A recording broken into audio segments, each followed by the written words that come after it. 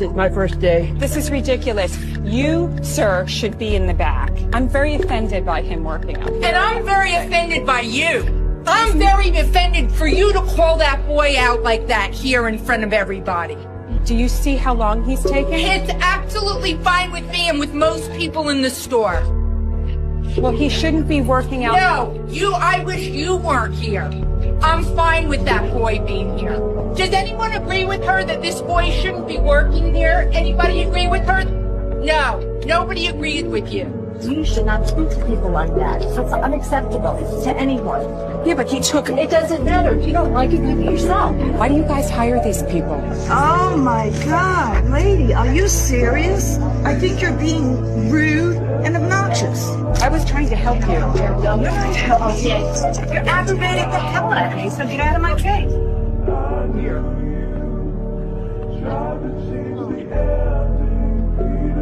Anything much.